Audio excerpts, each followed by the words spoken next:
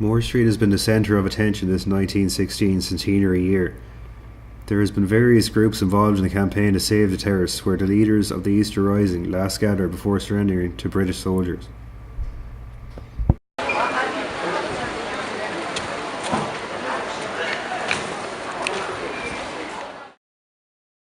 We met up with one of the key figures of the Save Moore Street campaign, Patrick Cooney. Buildings on Moore Street, quite apart from their 1916 connections, are a rare survivor of an 18th century street in Dublin. There were military actions on this street, civilians died on this street, volunteers died on this street. It's a battlefield. So the argument that's used, there's only a few buildings left. Well, actually, there's not. The vast bulk of the terrace still exists. The basement exists. No proper survey has been done of these buildings. I think even now, if a survey was done, I would be surprised at what would be found. They started tunnelling through the night. They tunnelled at different levels. They were smart. If they tunnelled at the same level, if they ended the terrace, if they met British Army marksmen, they were once again in a firing range. So they tunnelled at one level, dropped down a floor, tunnelled again.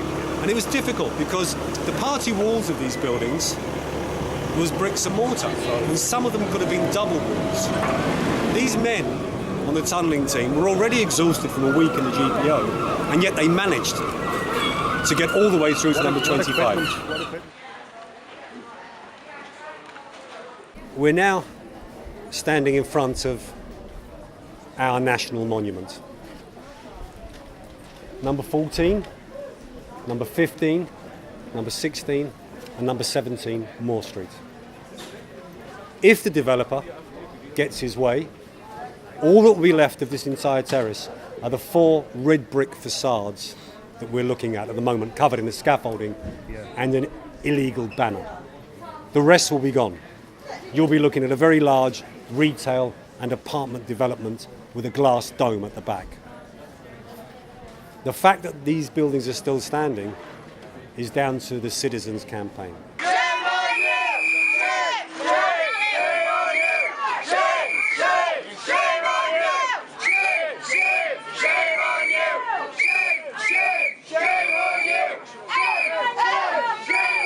The Minister of Heritage, Heather Humphrey, believes only that buildings 14 to 17 are of historical significance and should be preserved.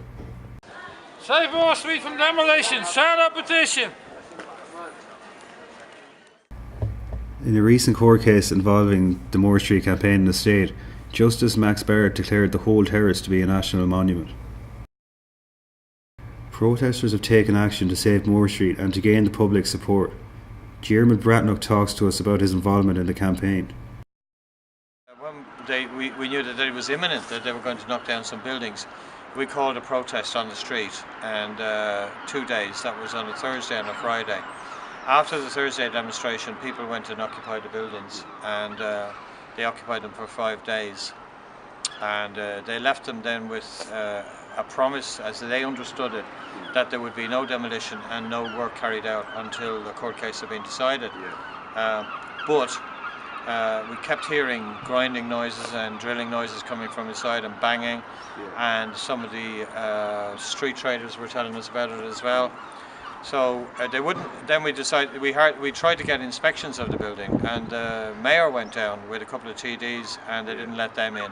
They wouldn't let No, they turned them by the door, and they wouldn't let an independent inspector in. They said their instructions came from the Department of Heritage.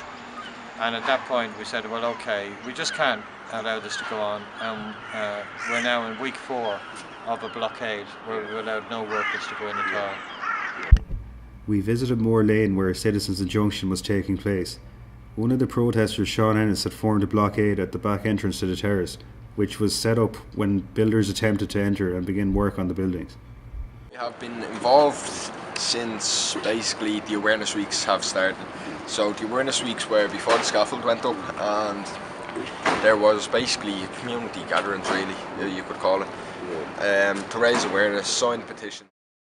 Sean shares his hopes on what should be done with the terrace. What we'd like to see is basically, in my own opinion, I would like to see them, all of the buildings being preserved and make it a tourist site, a national monument, so to speak. More or less, you can go in, have a look around, basically a small tour. Many others too are interested in what will happen next to Moore Street. The court case has been a big win for the protesters, and whatever the fate of the street, it's sure to retain its lively multicultural character.